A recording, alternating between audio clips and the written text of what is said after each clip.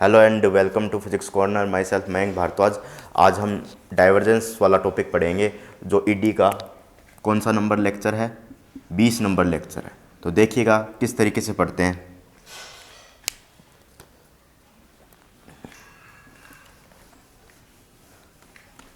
Divergence पढ़ रहे हैं आज।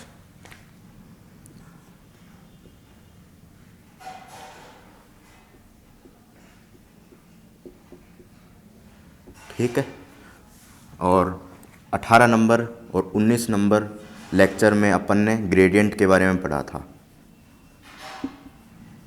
एक बार वो लेक्चर देख लीजिए जिससे आपका रिवीजन हो जाए, जिससे हम डाइवर्जेंस अच्छे से पढ़ सकें।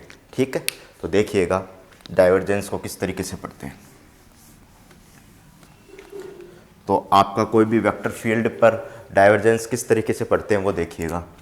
सबसे पहले स्टैंडर्ड फॉर्मेट लिखता हूँ मैं डाइवर्जेंस का, ठीक है, जिसमें स्पेरिकल कोऑर्डिनेट सिस्टम आपके पास होगा, जो स्पेरिकल कोऑर्डिनेट सिस्टम होगा, कोऑर्डिनेट सिस्टम होगा, कार्टेशियन कोऑर्डिनेट सिस्टम होगा, कार्टेशियन कोऑर्डिनेट सिस्टम होगा, सिलेंड्रिकल कोऑर्डिनेट सिस्टम होगा,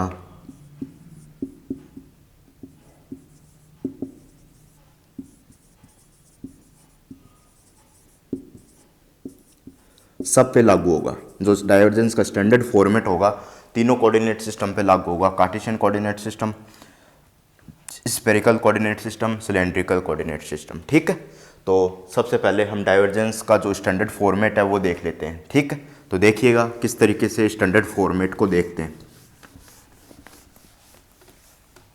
तो देखिए भाई, डाइवर्जेंस का जो स्टैंडर्ड फॉर्मेट है वो देखिए।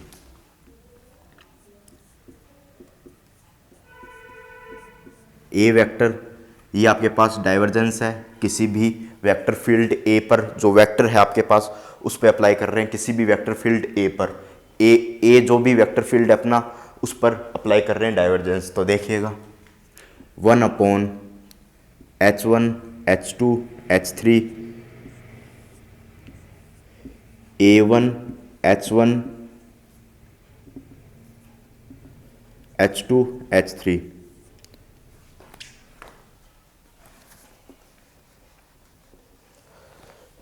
Del over del u, del over del u 1 A1 H2 H3 plus del over del U2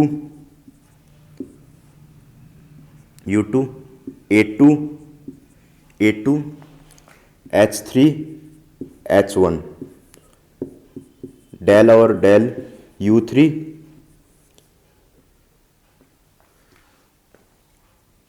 A3 H1 H2। ठीक है, जब आपके पास यहाँ पर इस फॉर्मेट में U1 वाले फॉर्मेट में यहाँ पर H1 नहीं आएगा, U2 वाले फॉर्मेट में H2 नहीं आएगा, U3 वाले फॉर्मेट में H3 नहीं आएगा। ठीक है, यहाँ पर A1 आएगा, A2 आएगा, A3 आएगा। A1 आपके पास क्या है, कोई भी वेक्टर फील्ड है, कोई भी आपके पास वेक्टर फील्ड है। तो वेक्टर फील्ड है तो आपके पास ए वेक्टर आपके पास किस तरीके से लिखोगे, A1, कोई भी वेक्टर को किस तरीके से लिखोगे, तो देखिएगा किस तरीके से लिखोगे। A vector equal to A1 I cap, A2 J cap, A3 K cap. ठीक है, इस तरीके से लिखोगे ए वेक्टर को, किसी भी ए वेक्टर को। अगर मैं कार्टेशियन कोऑर्डिनेट सिस्टम में बात करूं तो देखिएगा कार्टेशियन कोऑर्डिनेट सिस्टम। तो देखिएगा कार्टेशियन कोऑर्डिनेट सिस्टम में किस तरीके से बात करता हूं। तो देखिएगा भाई, जिसमें H1 H2 H3 की वैल्यू क्या होगी, H1 की वैल्यू 1 होगी, H2 की वैल्यू भी 1 होगी, H3 की वैल्यू भी आपके पास 1 होगी। U1 X होगा जो फेमस होता है, एक्स वाई जेड ही तो होता है। U1 U2 U3 इसमें क्या होगा, एक्स वाई जेड ही तो होगा। एक्स के रिस्पेक्ट में डेरिवेटिव करेंगे y के रेस्पेक्ट में डेरिवेटिव करेंगे और यहाँ पर u3 तो z के रेस्पेक्ट में अपन डेरिवेटिव करते हैं। ठीक है, तो u1 की वैल्यू क्या आ गई आपके पास x आ गई, और u2 की वैल्यू क्या आ गई आपके पास y आ गई, और u3 की वैल्यू क्या आ गई आपके पास z आ गई। ठीक है, a1 a2 a3 की वैल्यू मैं बता चुका हूँ, ये एक वेक्टर फील्ड है। ठीक है, अब नेक्स्ट अपन बात करते हैं स्फेरिकल कोऑर्डिनेट सिस्टम की। तो देखिएगा स्फेरिकल कोऑर्डिनेट सिस्टम की किस तरीके से बात करते हैं। स्फेरिकल कोऑर्डिनेट सिस्टम, देखिएगा स्फेरिकल कोऑर्डिनेट सिस्टम की किस तरीके से बात करते हैं। तो ये आपके पास स्फेरिकल कोऑर्डिनेट सिस्टम है जिसमें h1 अपन 1 लेते हैं, h2 अपन r लेते हैं, h3 अपन r sin थीटा लेते हैं। ठीक है, अगर मैं इनका यूज लूं h1 h2 h3 का और u1 u2 u3 का, किस तरीके से u1 u2 u3 का, u1 का वैल्यू r, u2 की वैल्यू थीटा, u3 की वैल्यू फाई, इनकी मैं वैल्यू यूज लूं तो ये आपके पास डाइवर्जेंस की कंडीशन आएगी, वो आपके पास स्फेरिकल कोऑर्डिनेट सिस्टम में आएगी। वो डाइवर्जेंस की कंडीशन किस में आएगी, स्फेरिकल कोऑर्डिनेट सिस्टम में आएगी। ठीक है, तो देखिएगा अब अपन सिलेंड्रिकल कोऑर्डिनेट सिस्टम में बात करते हैं। सिलेंड्रिकल कोऑर्डिनेट सिस्टम में बात करते हैं तो देखिएगा सिलेंड्रिकल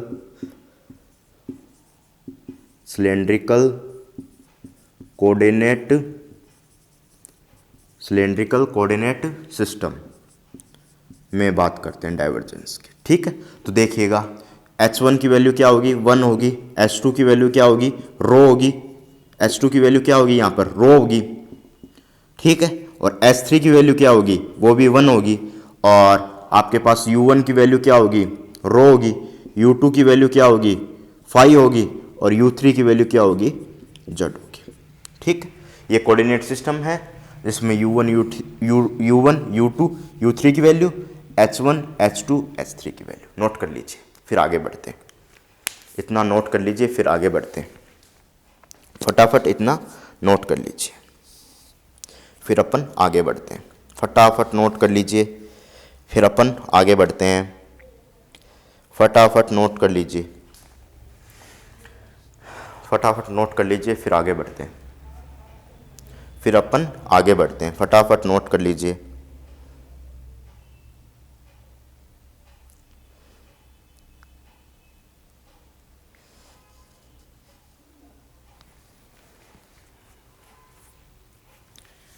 नोट कर लीजिए आराम से।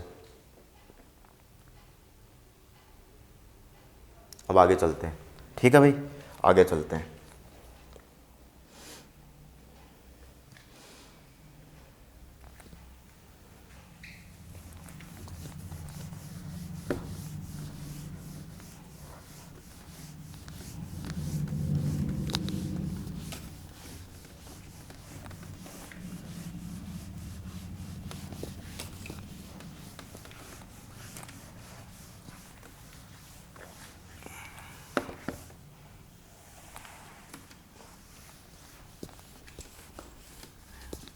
ठीक है, अब देखिएगा आगे किस तरीके से बढ़ते हैं।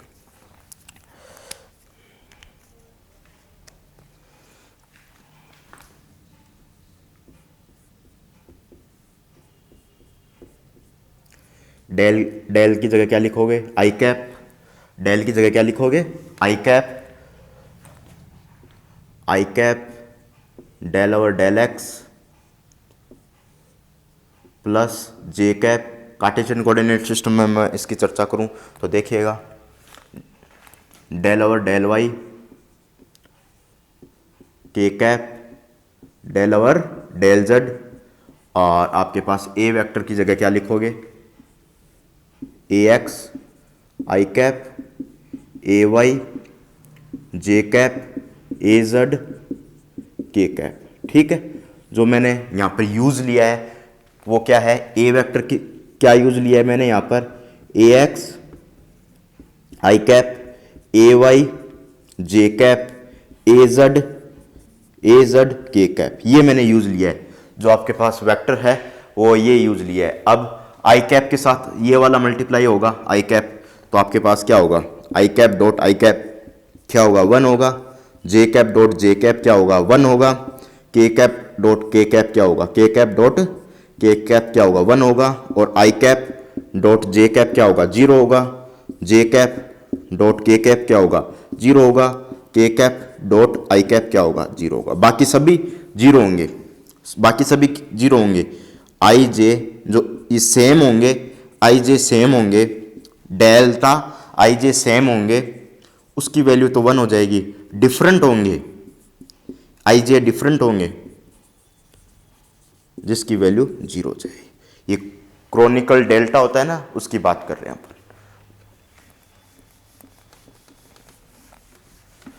ठीक है, अब आगे बढ़ते हैं। तो आगे किस तरीके से बढ़ते हैं, अब इनकी मल्टीप्लाई करा दीजिए। ए एक्स की मल्टीप्लाई किससे होगी, ए एक्स की मल्टीप्लाई आपके पास किससे होगी, इससे होगी। ठीक है, तो ए एक्स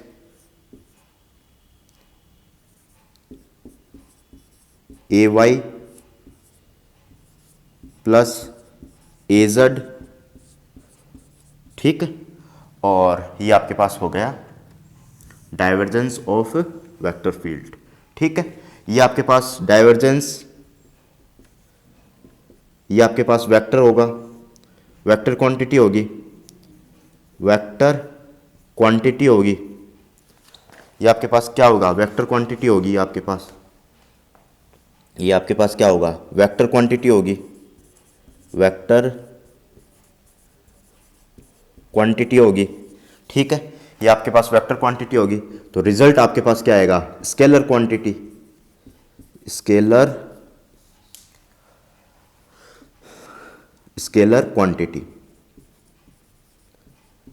ठीक है भाई, ये आपके पास स्केलर क्वांटिटी आ गई, ये आपके पास वेक्टर क्वांटिटी थी, ये आपके पास वेक्टर थी, और रिजल्ट में आपके पास क्या आ गया, स्केलर क्वांटिटी। रिजल्ट में आपके पास क्या आ गया, स्केलर क्वांटिटी। ठीक है, अब नेक्स्ट आगे बढ़ते हैं।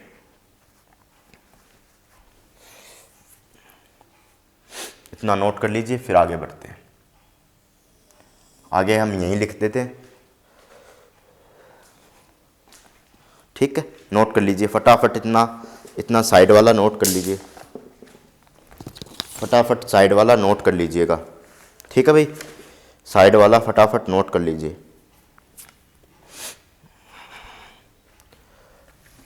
अब अपन बात करते हैं किसकी, डाइवर्जेंस की परिभाषा की।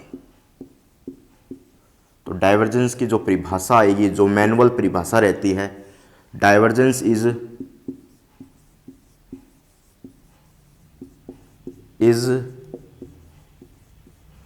measure to how much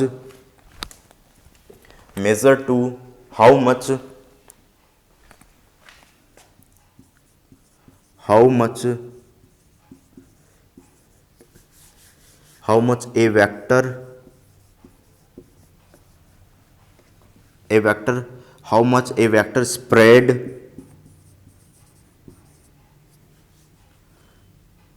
spreads to the given point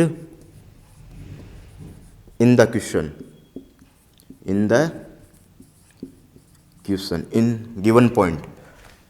को रहने दीजिए। आपके पास क्या होगा, divergence is measure to how much a vector spread to the given point. जो गिवन पॉइंट है उससे आपके पास डाइवर्जेंस स्प्रेड आउट फ्रॉम लिख दीजिए यहां पर, spread out from the given point. ठीक है, इतना नोट कीजिए फटाफट, इतना नोट कीजिए,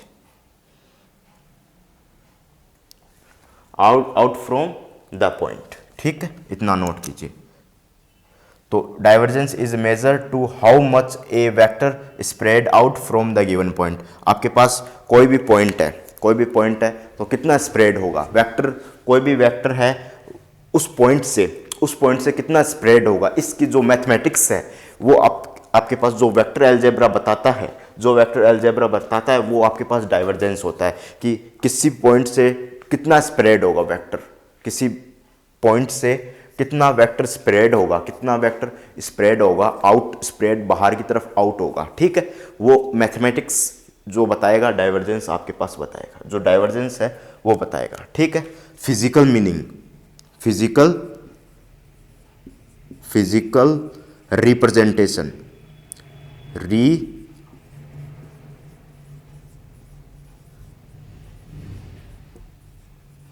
फिजिकल रिप्रेजेंटेशन। ठीक है, फिजिकल रिप्रेजेंटेशन किस तरीके से करेंगे वो देखोगे। ये आपके पास कोई भी प्लस चार्ज है, प्लस चार्ज है तो जो इलेक्ट्रिक फील्ड लाइंस होंगी, यहाँ पर इलेक्ट्रिक फील्ड लाइंस होंगी वो बाहर की तरफ स्प्रेड होगी, इलेक्ट्रिक फील्ड लाइंस होंगी वो बाहर की तरफ स्प्रेड होंगी, इस तरीके से बाहर की तरफ स्प्रेड होंगी।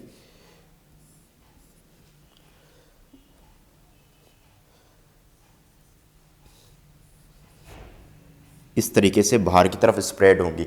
जैसे ये बाहर की तरफ स्प्रेड होंगी तो डाइवर्जेंस आपका क्या हो जाएगा, पॉजिटिव हो जाएगा। डाइवर्जेंस आपका क्या हो जाएगा, पॉजिटिव हो जाएगा। ठीक है, डाइवर्जेंस आपका क्या हो जाएगा, पॉजिटिव हो जाएगा। ठीक है, अब नेक्स्ट अपन बात करें तो देखिएगा नेक्स्ट अपन किस तरीके से बात करते हैं, इतना आप नोट कीजिए, फिर अपन नेक्स्ट बात करते हैं। ठीक है, नोट कर लीजिए फटाफट।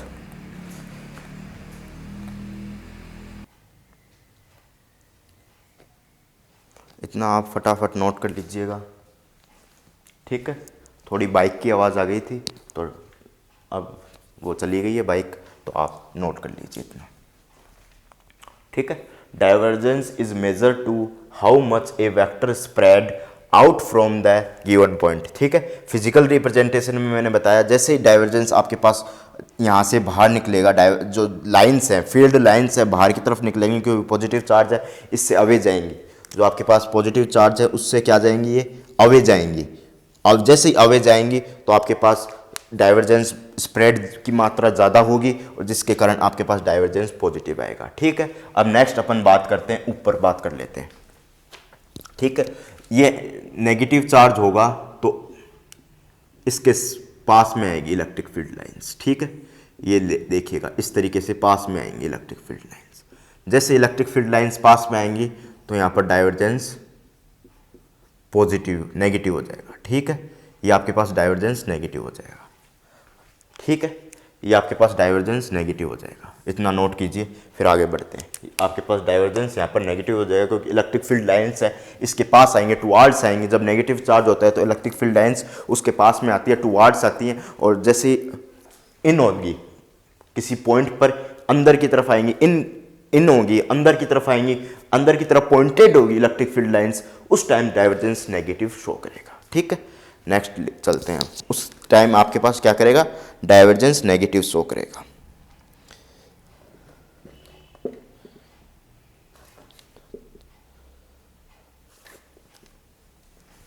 ठीक है, आगे चलते हैं। इतना मैं आगे मिटो देता हूँ, इतना नोट कर लीजिए, फिर आगे मैं चलता हूँ। ठीक है, अब मैं इतना मिटो देता हूँ, पॉज कर नोट कर लीजिएगा।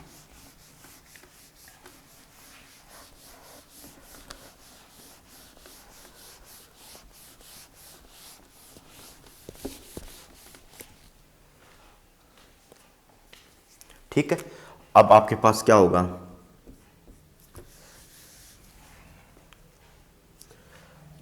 Divergence if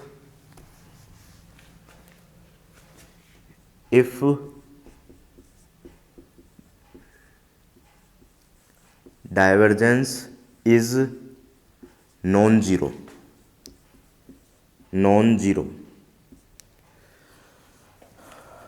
then direct magnitude of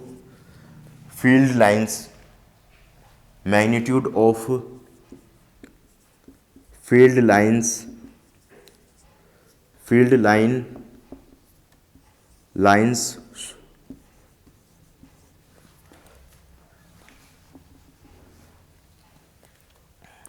lines is changed, field lines is changed, field lines magnitude of field lines is changed to to every point, every point,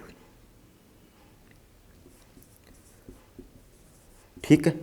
आपके पास डाइवर्जेंस अगर नॉन जीरो होगा, जिसकी value zero नहीं होगी, ठीक है, तो मैग्नीट्यूड ऑफ फील्ड लाइंस होगी, आपके पास जो मैग्नीट्यूड होगा फील्ड लाइंस का वो चेंज होगा, एवरी पॉइंट पर चेंज होगा। किस तरीके से होगा देखिएगा, जैसे मैं ये बना रहा हूँ, इसमें फील्ड लाइंस बराबर है, ये फील्ड लाइंस बराबर है, लगभग बराबर सी हैं, तो इसमें डाइवर्जेंस जीरो होगा, डाइवर्जेंस जीरो होगा।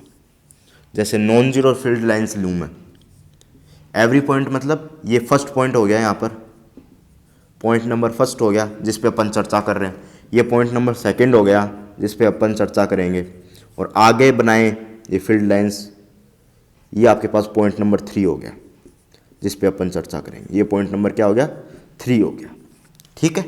अब अगर नॉन जीरो फील्ड लाइन देखें, फील्ड लाइंस की बात करें, नॉन जीरो फील्ड लाइंस की बात करें, तो ये आपके पास ऐसी होंगी, कहीं कहीं कहीं कम कहीं ज़्यादा, कहीं कम कहीं ज़्यादा, कहीं बहुत ज़्यादा, कहीं कम कहीं ज़्यादा, यहाँ पर यहाँ पर यहाँ पर इसकी तुलना में ज़्यादा है, फिर ये इसकी तुलना में बहुत ज़्यादा है, ठीक है, कहीं कम कहीं ज़्यादा। एवरी पॉइंट पे बात करेंगे, पॉइंट नंबर फर्स्ट पे, पॉइंट नंबर 2 पे, पॉइंट नंबर 3 पर मैग्नीट्यूड कहीं कम हो रहा है कहीं ज़्यादा हो रहा है, ये आपके पास एवरी पॉइंट पर चेंज दर्शा रही है। फील्ड लाइंस क्या दर्शा रही है, एवरी पॉइंट पर चेंज दर्शा रही है, तो यहाँ पर आपके पास डाइवर्जेंस क्या होगा, नॉट इक्वल टू जीरो, ठीक है।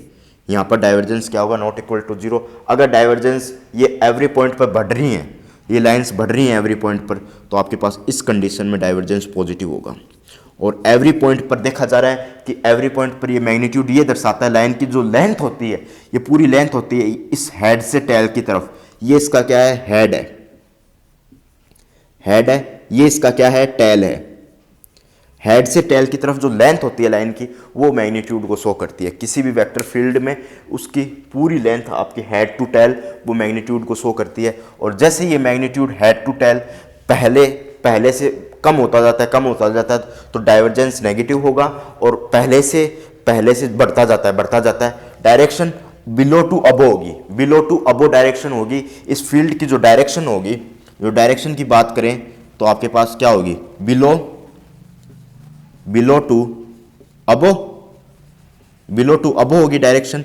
बट जब आपके पास फील्ड लाइंस की बात की जाए, फील्ड लाइंस की बात की जाए, मैग्नीट्यूड की बात की जाए, वही शो करता है कि डाइवर्जेंस पॉजिटिव होगा, नेगेटिव होगा, नॉन जीरो होगा, जीरो होगा, उसी बात को शो करता है। जैसे ये मैग्नीट्यूड बढ़ेगा, ये हेड टू टेल लेंथ है, ये बढ़ेगी तो डाइवर्जेंस पॉजिटिव हो जाएगा। और हेड टू लेंथ हर एक पॉइंट पर, हर एक सिचुएशन पर, हर एक पॉइंट पर आपके पास क्या होगी, कम होगी, तो आपके पास डाइवर्जेंस नेगेटिव हो जाएगा, ठीक है। ये अपन बात कर रहे थे, इतना आप नोट करके चलिएगा, इतना आप नोट करके चलिएगा, फिर आगे अपन चर्चा करते हैं, आगे डाइवर्जेंस की चर्चा करते हैं, इतना नोट कर लीजिएगा, ठीक है भाई, नोट कर लीजिए फटाफट, इतना फटाफट नोट कर लीजिए, फटाफट नोट कर लीजिए, फटाफट नोट कर लीजिएगा। अब पॉज कर नोट कर लीजिएगा। अब आगे चलते हैं, नेक्स्ट अपन चर्चा करते हैं, देखिएगा नेक्स्ट किस पे चर्चा करते हैं, ठीक है। नेक्स्ट अपन चर्चा करते हैं सोलेनॉइड वेक्टर फील्ड पर, ठीक है। सोलेनॉइड वेक्टर फील्ड पे चर्चा करते हैं, तो देखिएगा किस तरीके से सोलेनॉइड वेक्टर फील्ड पे चर्चा करते हैं। इफ कोई भी वेक्टर है, if equal to zero, then it is this type of condition, this type of condition, this type of condition is known as, this type of condition is known as solenoid vector field, solenoid vector field,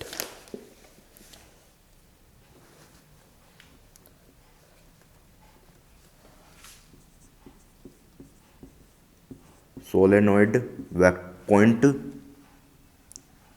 solenoid vector field. ठीक है भाई, this type of condition is known as solenoid vector field. This type of condition is known as solenoid vector field. Example के तौर पर यहाँ पर क्या लेंगे, यहाँ पर ए वेक्टर है, ए क्या है आपके पास, वेक्टर है, कोई भी वेक्टर है जिसे किससे शो करेंगे अपन, A1 शो किससे किया था, A1 आई कैप, A2 जे कैप, A3 के कैप, इससे शो किया था अपन ने। ठीक है, अब एग्जाम्पल के तौर पर यहाँ पर क्या लेंगे, मैग्नेटिक फील्ड। ठीक है, एग्जाम्पल के तौर पर यहाँ पर क्या लेंगे, use magnetic field. Then B vector equal to 0। ठीक है, तो इसका क्या मतलब हुआ कि जैसे ही अपन ने काम में लिया यहाँ पर मैग्नेटिक फील्ड, तो इसका मतलब ये हुआ कि सोलेनॉइड वेक्टर फील्ड हुआ। ये आपके पास क्या हुआ, मैग्नेटिक फील्ड यूज लिया जैसे ही, तो ये आपके पास इक्वेशन जो रेडी हुई है वो मैक्सवेल की सेकंड इक्वेशन में काम में आती है, जो आपके पास यूज हुई है मैक्सवेल और गाउसेस लॉ इन मैग्नेटिक फील्ड में भी काम आती है। मैक्सवेल सेकंड इक्वेशन, ठीक है, मैक्सवेल की जो सेकंड इक्वेशन उसमें भी काम आती है और गाउसेस लॉ इन मैग्नेटोस्टैटिक्स में काम आती है। ठीक है, इसका क्या मीन होता है कि कोई भी आपके पास पोल होता है वो मोनोपोल एग्जिस्ट नहीं करता। इसका मीन होता है मोनोपोल एग्जिस्ट नहीं करता है, दो पोल या दो से ज़्यादा पोल ही एग्जिस्ट करेंगे। ठीक है, इसका मतलब ये होगा, तो इसका मतलब भी लिख के चलोगे। अबो equation means above equation meaning is above equation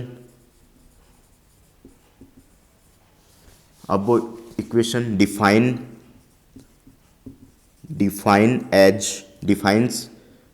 as monopole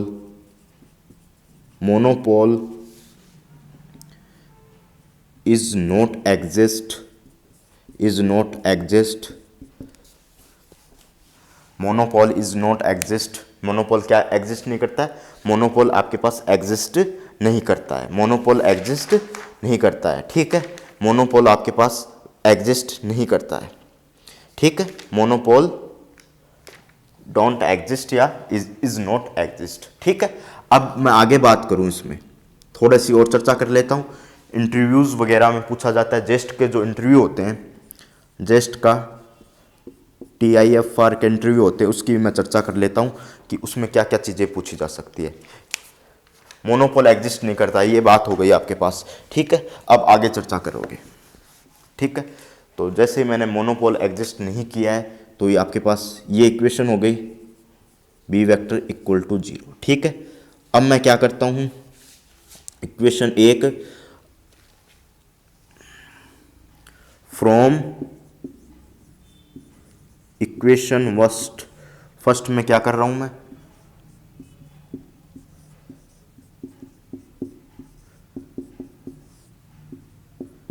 जो इसकी जगह है बी वेक्टर है, इसकी जगह मैंने कर्ल ऑफ ए वेक्टर ले लिया, यानी कर्ल ऑफ वेक्टर फील्ड। ठीक है, टेकिंग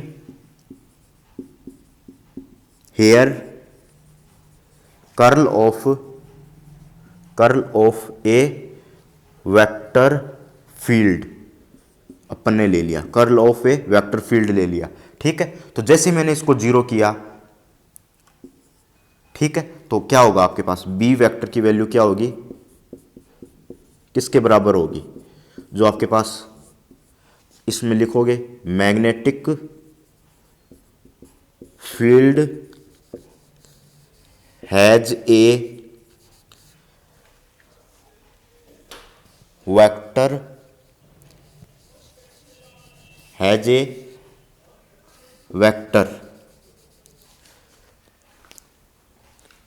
ऐसा लिख लो, इज इक्वल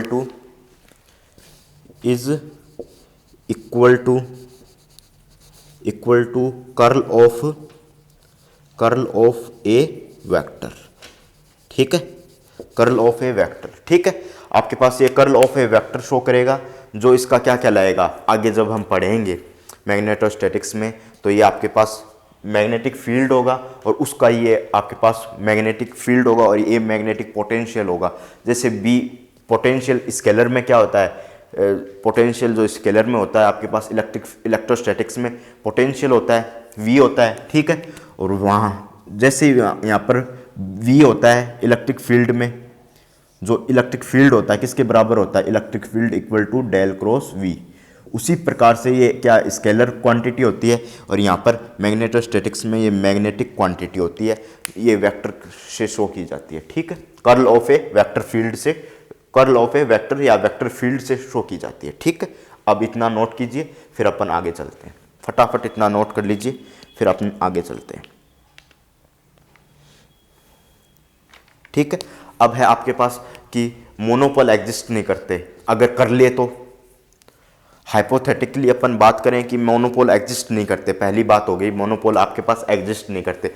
अगर कर लें तो क्या होगा, तो कर लें तो क्या होगा कि जैसे ही मोनोपोल एग्जिस्ट करेंगे, तो मोनोपोल एग्जिस्ट कर लिया तो मोनोपोल के में सपोज करो कौन सा एग्जिस्ट करेगा, एन पोल एग्जिस्ट करेगा और एस पोल एग्जिस्ट करेगा। अगर एन पोल एग्जिस्ट करेगा तो एन से तो निकलती है, जो आपके पास मैग्नेटिक फील्ड लाइंस हैं वो निकलती है, जो मैग्नेटिक फील्ड लाइंस है वो निकलती हैं। तो निकलने पर क्या होगा आपके पास, वो क्या होगा, उसका जो डाइवर्जेंस है वो पॉजिटिव होगा और एन के अंदर आती है जो फील्ड लाइंस है, एन के अंदर क्या वो फील्ड लाइंस आती हैं और किस से निकलती है, एन से निकलती है और एस में वो फील्ड लाइंस आती है। तो एस में जैसे फील्ड लाइंस आएंगी तो वो आपके पास डाइवर्जेंस क्या कहलाएगा, नेगेटिव डाइवर्जेंस कहलाएगा, क्योंकि उसमें इन हो रही है। वो एस को एक पॉइंट मान लीजिए और उसमें से फील्ड लाइंस को देखिए, वहां पर खड़े होकर एस पर खड़े होकर फील्ड लाइंस को देखिए तो अंदर की तरफ आ रही है फील्ड लाइंस, वहां पर किसकी तरफ आ रही हैं, अंदर की तरफ आ रही हैं। तो यहाँ पर फील्ड लाइंस क्या होंगी, फील्ड लाइंस जैसे अंदर की तरफ आई पॉइंट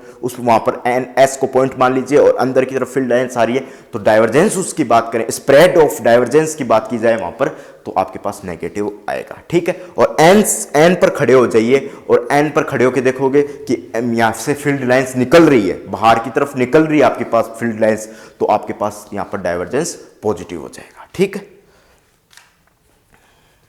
इतना नोट कीजिए फिर आगे चलते हैं।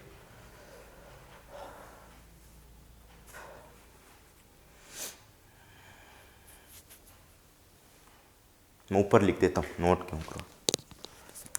If hypothetically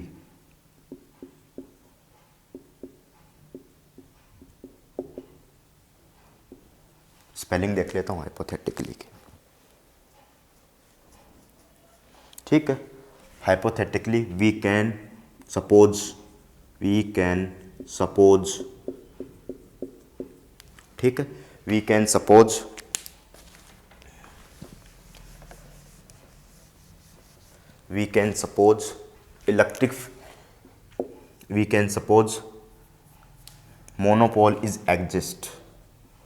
monopole is exist, then n pole divergence of n pole is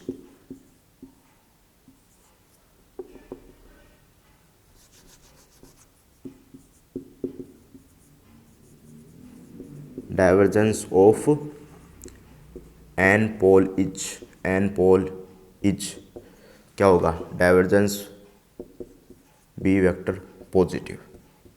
ठीक है, नेक्स्ट मैं बात करूं, इतना नोट कर लिया होगा तो फिर अपन आगे चर्चा करते हैं। यहां से मिटाता हूं।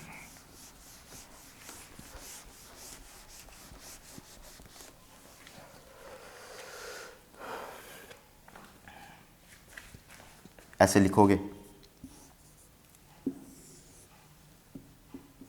ठीक है, अब फिर आगे बात करेंगे। Then S pole is exist, देन इसका डाइवर्जेंस क्या हो जाएगा, नेगेटिव।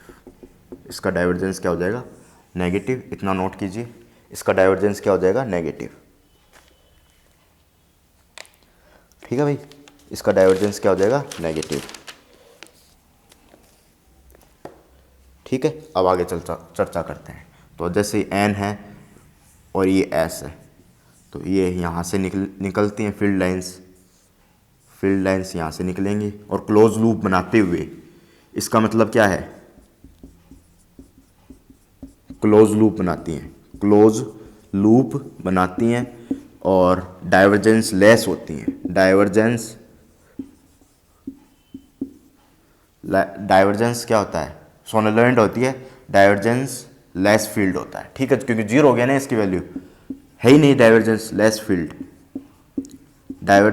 फील्ड। ठीक है, क्योंकि है ही नहीं, जीरो है इसका फील्ड।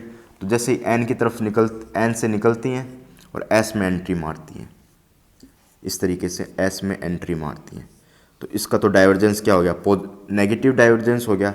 ठीक है, इसका क्या हो गया, डाइवर्जेंस पॉजिटिव डाइवर्जेंस हो गया। डाइवर्जेंस की बात की जाए जब, इसमें डाइवर्जेंस की बात की जाए जब। ठीक है, इतना नोट कीजिएगा।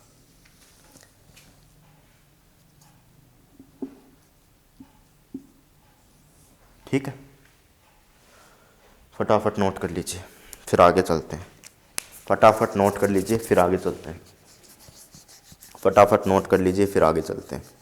1 2 3, फिर से नोट कर लीजिए, 1 2 3। एक क्वेश्चन पे चर्चा करते हैं। ठीक है, तो उससे पहले जो क्वेश्चन पे चर्चा करते हैं वो देखिएगा। ठीक है, तो आपके पास एक फॉर्मूला लिख लीजिए, इंपॉर्टेंट है, डाइवर्जेंस आर की पावर एन, आर वेक्टर, तो क्या होगा इसका डाइवर्जेंस, देख लीजिएगा, n + 3 आर की पावर n, ये आपके पास इसका डाइवर्जेंस होगा। ठीक है, इसका क्या होगा, डाइवर्जेंस होगा। जो आर की पावर n का डाइवर्जेंस होगा, आर की पावर n है, n इज रियल नंबर। ठीक है, n इज क्या होगा आपके पास, रियल नंबर होगा। और अगर इसका डाइवर्जेंस लोगे आप तो n + 3 आर की पावर n। ठीक है, ये याद रख लीजिएगा। ठीक है, इतना नोट कर लीजिए, फिर आगे चलते हैं। ये फॉर्मूला है डाइवर्जेंस का, जहाँ पर आर की power n, r vector n + 3 r की पावर n।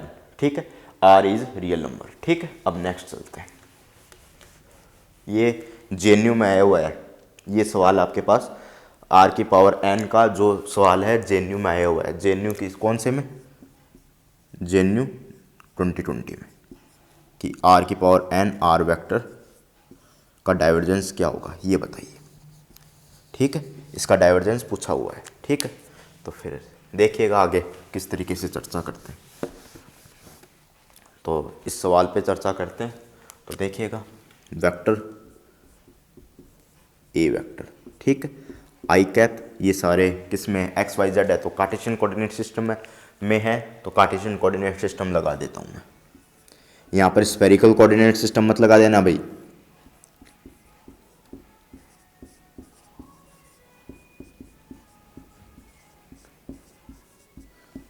ठीक है, ये आपके पास डाइवर्जेंस हो गया।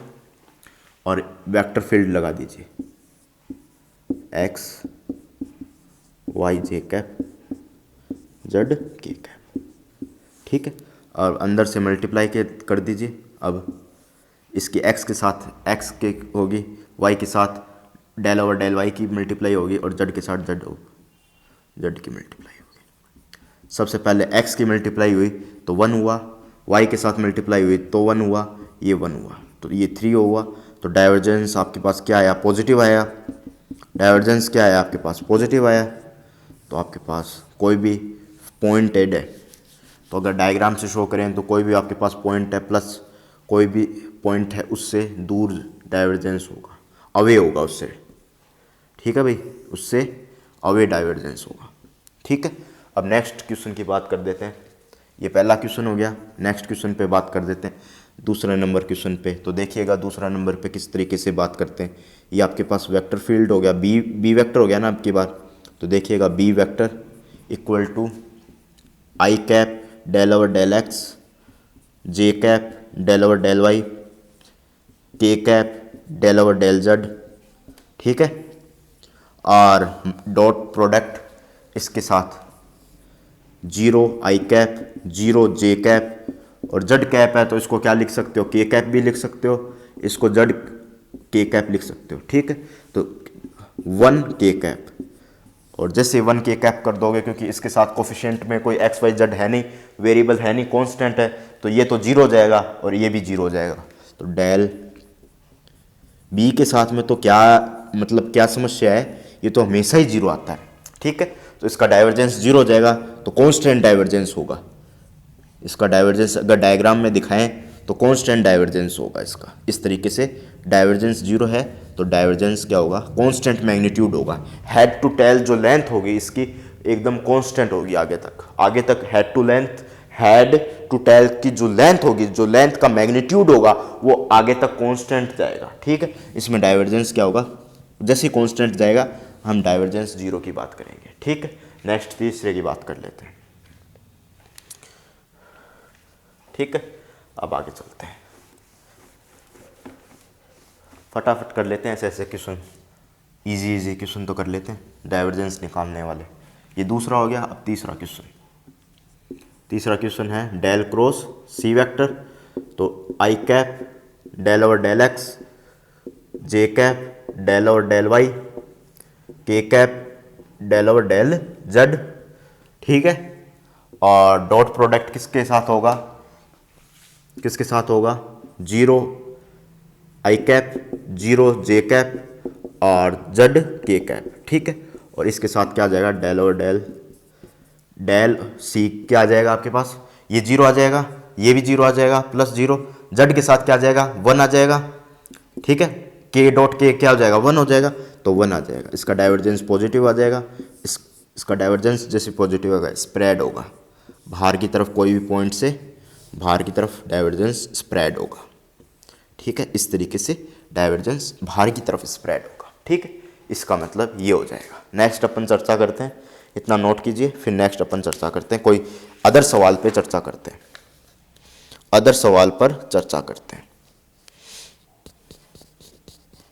फटाफट इतना नोट कीजिए, फिर अदर सवाल पे चर्चा करते हैं।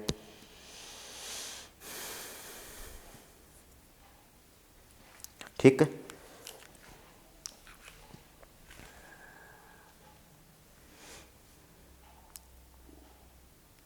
ठीक है, अगले सवाल पे चर्चा करते हैं। देखिएगा किस तरीके से चर्चा करते हैं। नोट तो कर लिया होगा ना, फटाफट नोट कर लीजिए, उम्मीद करता हूं कि नोट कर लिया होगा। अब आगे चर्चा करते हैं।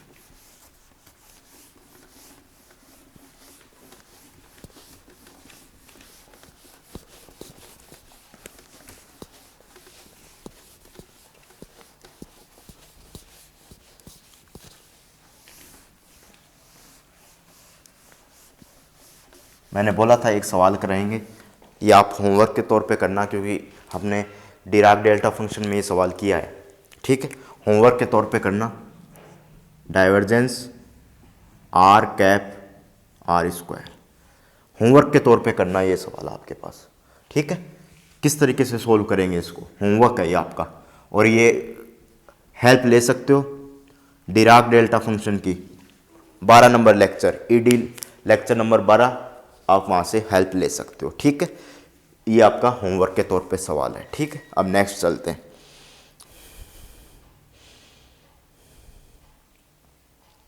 नेक्स्ट चलें भाई।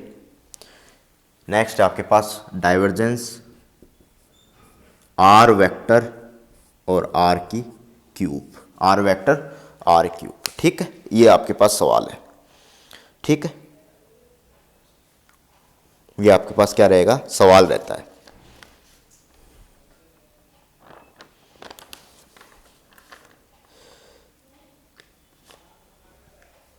फटाफट ये सवाल कीजिए, फटाफट कीजिए।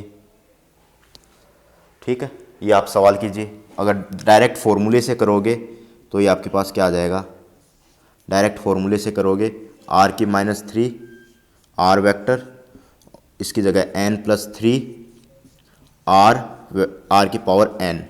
ठीक है, तो n की वैल्यू -3 है, -3 + 3 और आर की पावर n, यानी आर की पावर -3 यानी 0। ये आपके पास वैल्यू आ जाएगी अगर डायरेक्ट करोगे। अगर आर को आप क्या मान के करोगे, आर को क्या मान के करोगे, आर वेक्टर को आप मान के करोगे x i cap, Y j cap, Z k cap, ठीक है। और इसका मोड ले लीजिए, मोड ले लीजिए, क्या करोगे मोड लेके, ये आपके पास क्या हो जाएगा, x square plus y square z square, ये आपके पास इसका मोड आ जाएगा, ठीक है। इसकी ये आपके क्या हो जाएगा, मोड आ जाएगा। इतना नोट कीजिए, फिर आगे चलते हैं, फटाफट नोट कर लीजिए, ठीक है। अब इसका जैसे मोड ले लोगे, और मोड लेने के बाद डाइवर्जेंस किस तरीके से करोगे, divergence i cap del over del x plus j cap del over del y plus k cap del over del z, ठीक है। और वेक्टर क्या लगा दोगे, वेक्टर क्या लगा दोगे इसमें, वेक्टर लगा दोगे x i cap plus y j cap plus z k cap upon, upon में क्या लगा दोगे, आर की, इसका क्यूब कर दीजिए। तो क्यूब देखिएगा किस तरीके से करोगे, इसका क्यूब करोगे तो आपके पास x square plus y square plus z square की पावर 3/2, ठीक है, 3/2। अब ये 3/2 यहाँ पर पुटअप करोगे, x square plus y square plus z square की पावर 3/2। अब एक एक करके करोगे सोल्व, तो देखोगे किस तरीके से करोगे सोल्व। अब एक एक करके करते हो तो देखिएगा, करके बता देता हूँ मैं, एक करके बता देता हूँ, फिर उसमें आगे सॉल्व कर लोगे आप, ठीक है। डेरिवेटिव करना है एक्स के रेस्पेक्ट में। अब मैं मिटा दूँ, इसका वैल्यू जीरो आनी है, इसकी जो आंसर है वो जीरो आना है। इससे मैंने पता कर लिया, अपन ने शॉर्ट ट्रिक अपनाई, यहाँ पर शॉर्ट ट्रिक अपनाई, जिससे अपन ने पता कर लिया क्या आपके पास आंसर आने वाला है, ठीक है।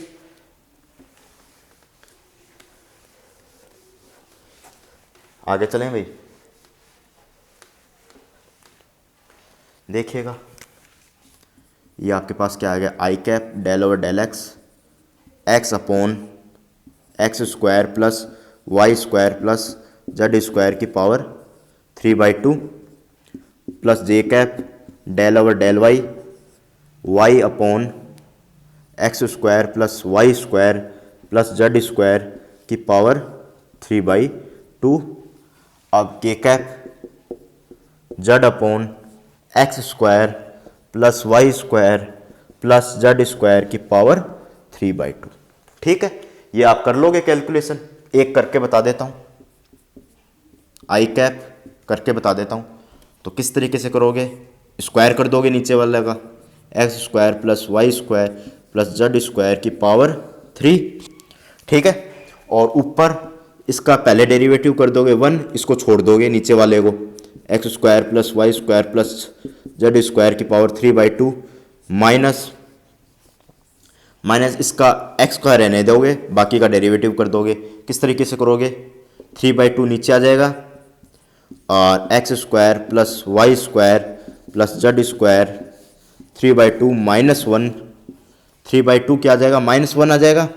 और x का करोगे तो 2x आ जाएगा, ठीक है। x का करोगे 2x आ जाएगा। अगर मैं इसको सोल्व करूं आई कैप, बाकी बाद में करते रहिएगा, वही आएगा जो अपन इसमें सोल्व करेंगे।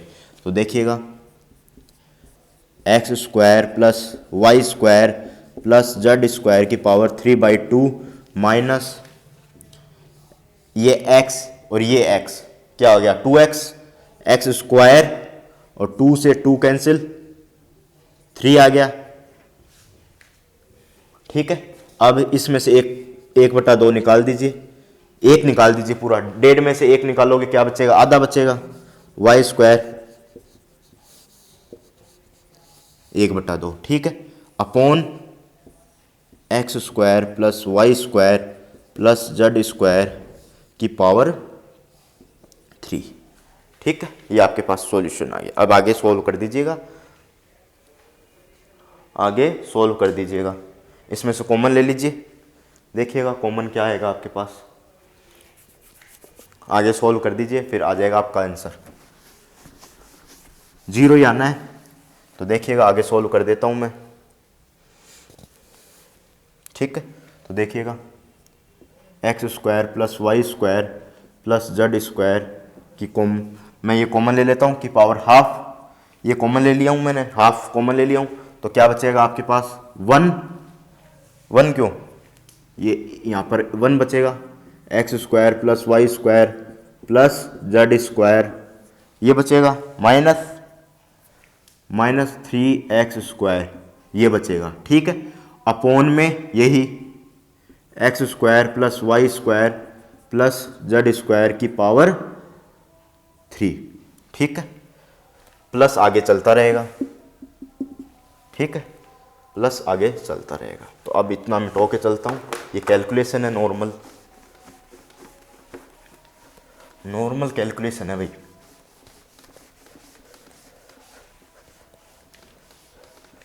ठीक है, नॉर्मल आपके पास कैलकुलेशन है। अब यहाँ पर कितना बच जाएगा, x square plus y square plus z square की पावर 5/2 बच जाएगा। और यहाँ से निकालोगे तो 2x square plus y square plus z square. ठीक है, ये बच जाएगा। अगर मैं प्लस करूँ आगे, ऐसे ही सीरीज एक सीक्वेंस बना के चलूँ तो देखिएगा किस तरीके से बनाता हूँ मैं sequence, x square plus minus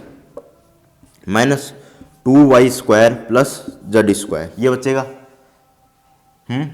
ये बचेगा upon x square plus y square plus z square की पावर 5/2। ठीक है, आगे मैं सीक्वेंस बनाऊं तो आपके पास अब जेड पे आएगा, माइनस जेड पे आएगा तो x square plus y square minus 2z square upon x square plus y square plus z square की पावर 5/2। ठीक है, जेड स्क्वायर 2z है आपके पास, ये कैंसिल, वाई भी 2 है आपके पास, ये कैंसिल। ठीक है, एक्स भी 2 है आपके पास, ये कैंसिल, तो ये आपके पास 0 वैल्यू आ गई। ठीक है, सीक्वेंस बाय सीक्वेंस इतना लिख सकते हो, बाय सीरीज। ठीक है,